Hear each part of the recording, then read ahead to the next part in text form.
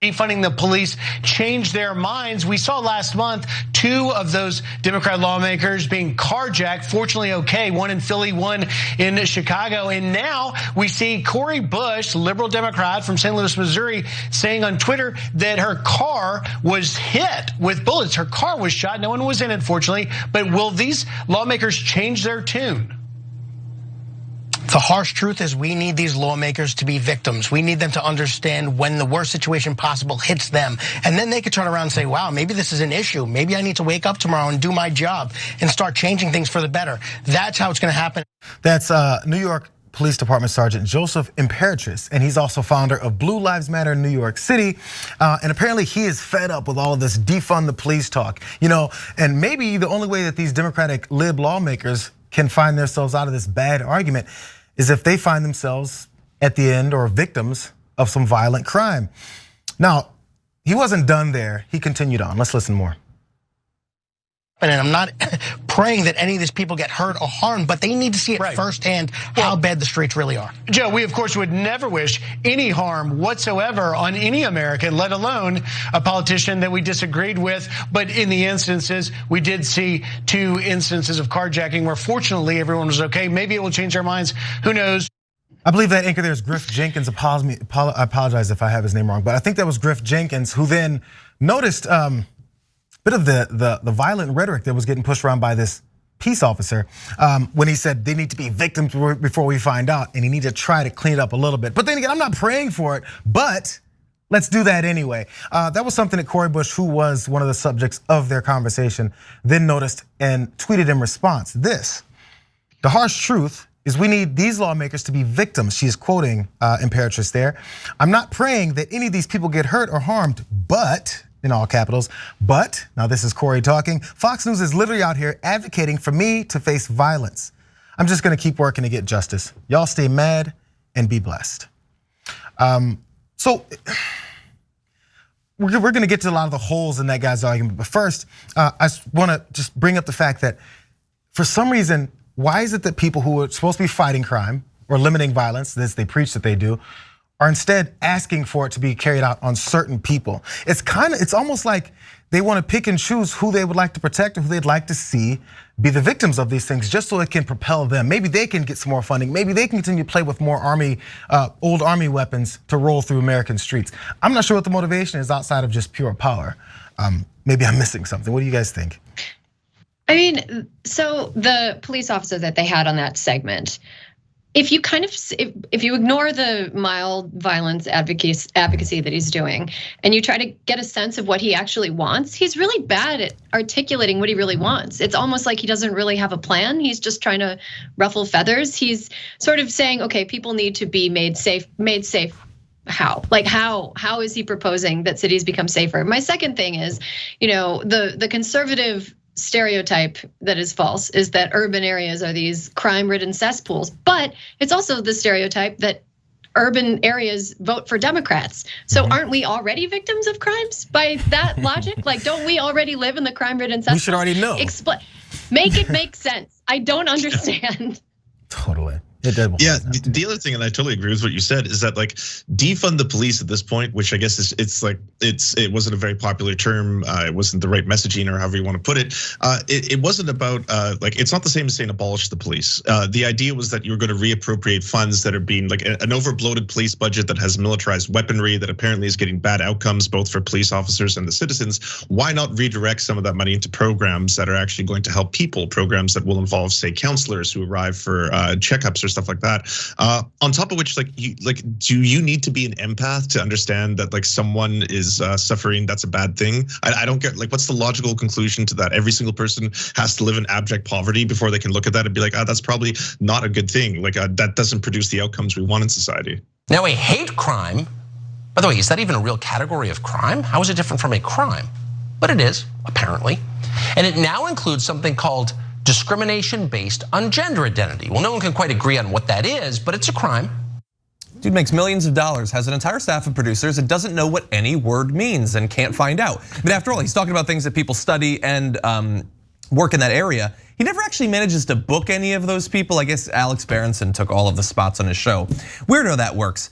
I'm gonna try to educate him a little bit though. hate crimes have been going up, and they are things. So for instance, in 2020, the US saw the highest number of hate crimes in more than 10 years, according to the FBI. Anti-black hate crimes rose nearly 40% from 2019 to the next year. Hate crimes targeting the Asian community rose by 73% in 2020 when compared with 2019's numbers. And hate crimes against Latinos surpassed 500 incidents in both years. And they do, in fact, come in a variety of forms. Now, he's not actually interested in learning about literally any of this, but let me show our audience a little bit what some of this looks like. So there was a school board meeting in Washington that was aborted after what are called Zoom bombers interrupted a black superintendent by playing a looped recording of racial slurs. This is Dr. Sean Carey, who's a black man, superintendent, was delivering his report to the public. At least 2 individuals on the Zoom virtual meeting platform began playing a recording of the N-word on repeat. We have the public information officer of the district, Jessica McCartney, who said, during Dr. Carey's superintendent's report, one individual on the Zoom unmuted their microphone, displayed a picture of George Floyd, and played a track with the repetitive racial slur. We were able to quickly put the individual in a waiting room. As soon as we did, another individual with their camera on, appearing to be an elderly white male, unmuted himself and played the same track. Now, these sorts of things were common on Zooms. These sorts of attacks happen to Twitch streamers as well. Tucker Carlson doesn't know about this because he doesn't know about anything that doesn't happen in a place where you presumably wear boat shoes or drink champagne, and he has no interest in actually finding out, but these are serious things and they are becoming more common. And why wouldn't they be? You have politicians like Donald Trump normalizing this sort of hate, politicians like Lauren Boebert and Paul Gosar and Marjorie Greene making it a daily part of our political discourse.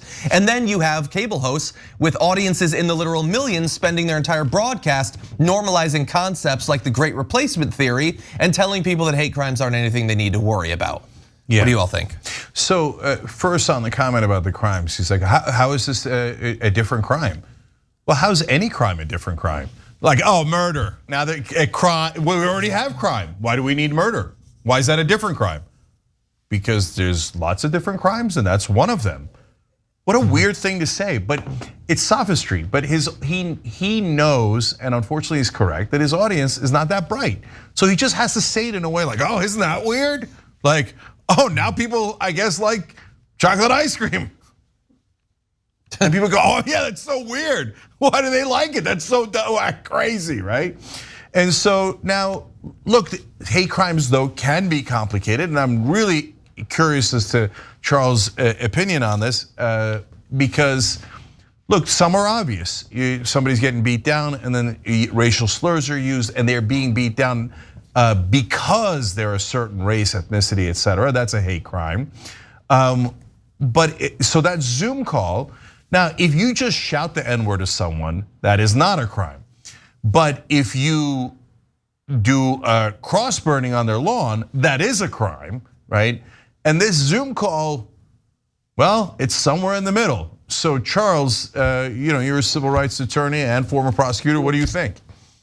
So the hate crime legislation that we have on the books federally comes from 1968, that's where it basically originated in LBJ in the wake of and height of the civil rights movement. And so a lot of the hate crime, the model behind federal hate crimes are based on what was going on in that time. So when you look at, despite the fact that there's no federal anti-lynching law, which is a whole nother conversation, but when you look at cross burnings, for example, the reason why those are qualified as a hate crime is because of the history of intimidation that is associated with them in a way that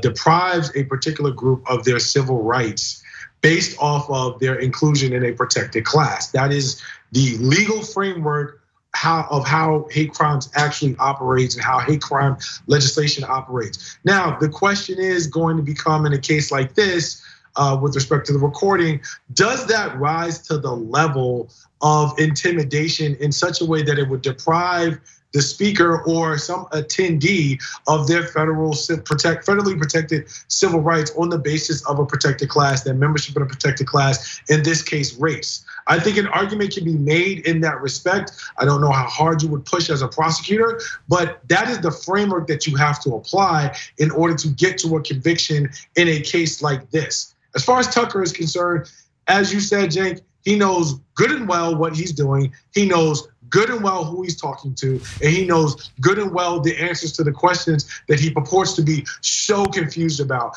And it's dangerous that he continues to manipulate his audiences in this way, but he knows what he's doing. And at the end of the day, this is something that he's pretty much decided to hang his hat on, despite the fact that we have already seen how dangerous this can become once it actually manifests.